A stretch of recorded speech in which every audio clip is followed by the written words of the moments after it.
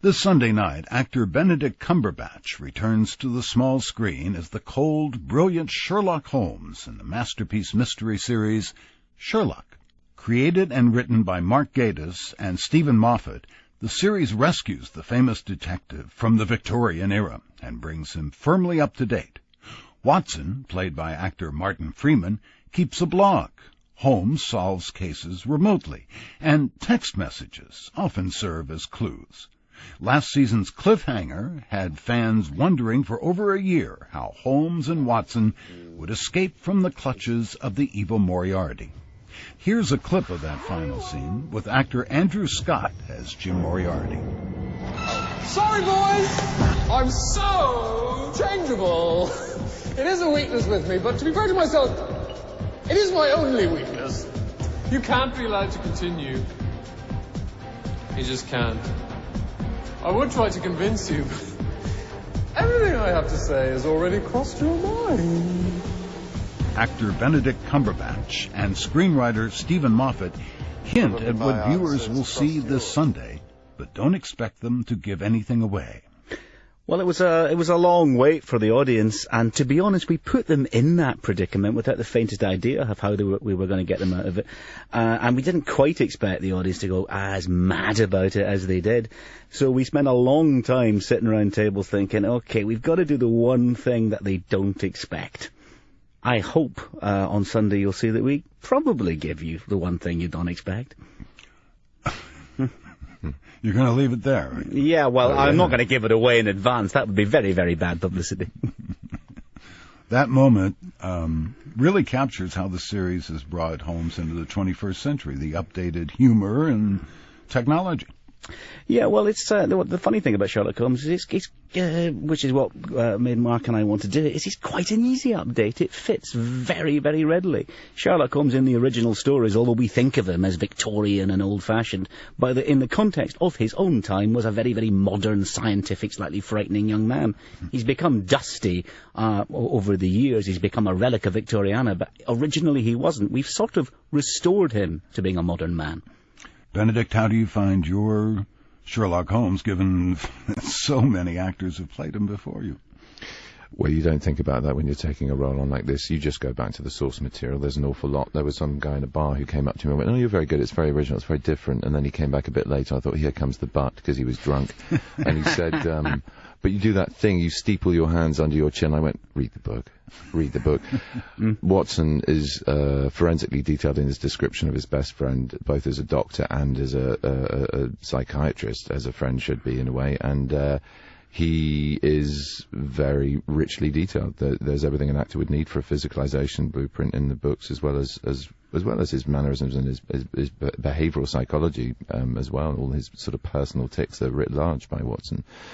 So yeah, I was daunted more by the idea of what it would bring if it was successful, which sounds very arrogant, but I knew how good the script was, I knew how good the idea was, and I thought if we get the other ingredients half right, it's going to fly. I didn't think it would be this big, but you don't prepare yourself with the fear of other people having done that role. That's a bit like walking on stage and thinking about Burton and Olivier and Gielgud and McKellen and Branner and all the other Hamlets of old. You know, you just, like any part that's been done a lot in the classical canon or the modern, you have to find your own way through it.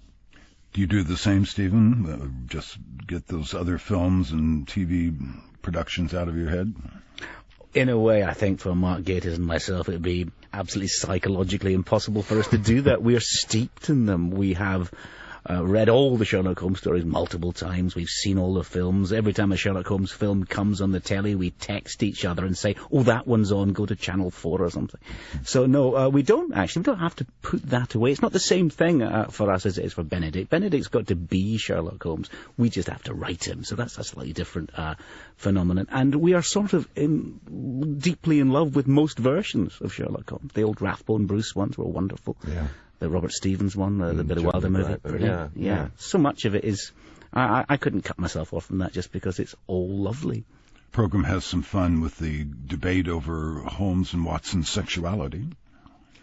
Yeah, it does. It does. I mean, you can't. I don't think you can bring two men together of a certain age in the 21st century and not have people make assumptions, I guess. And there's a lovely strain of humour that's still there in the second series about that, but it's sort of eking itself out. And people who know the series and know us and know what the characters are see very early on that there's a real need for one another. There's a very symbiotic relationship. One needs danger, one needs stability, one needs humanization, and one needs to be worshipped, and well, those things kind of change as they always do in relationships, but basically that's the bedrock. It's about male friendship. That's the kind of core of the whole drama anyway, so it's something to be played with, but ultimately, it's nothing more than it's not supposed to be bringing something out that isn't there in the originals. It's just what would people think of these people now. That's all it is. It's a situational thing and a comment on the 21st century, not us saying were they or weren't they in the original stories. Of course they weren't.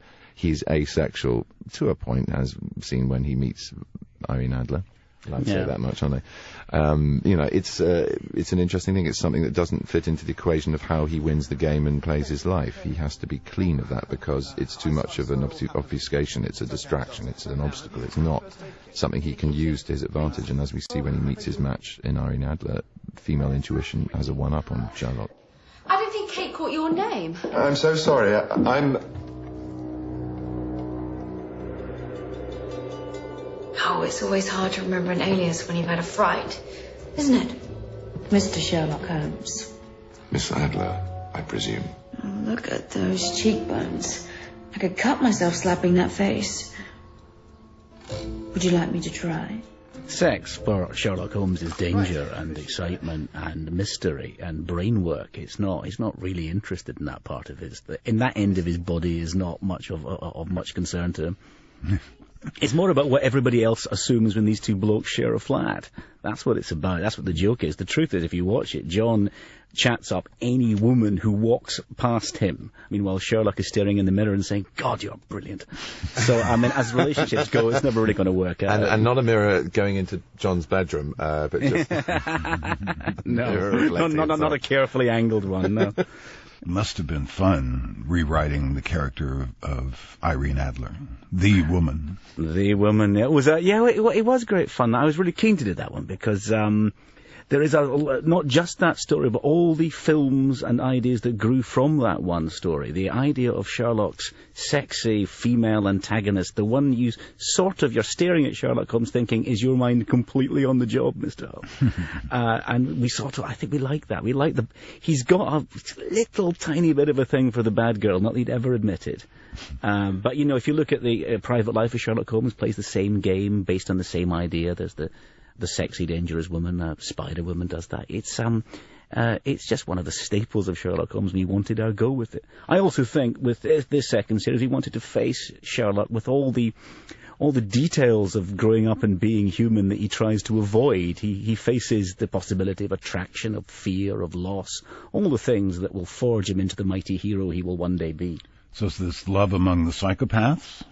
Love among the deranged, two deeply damaged predators circling each other and licking their lips. It's an entirely different kind of sex. Sherlock Holmes disdains sex to get what he wants, and Irene Adler uses sex to get what she wants. Neither is primarily interested in it. And they think they've dealt with that part of their lives and put it away in a box, and then wham, they see each other, and things are just a little bit different. Does the Irene episode help humanize Holmes, or is that even possible? Well, he is very human, but he's trying not to be. That's the interesting thing about him. He wasn't born this way, and that's what's fascinating about him. He's not really, although people say it of him, a psychopath. He's not really Asperger's. He's not really autistic. What's fascinating about Sherlock Holmes is he has chosen to be this way.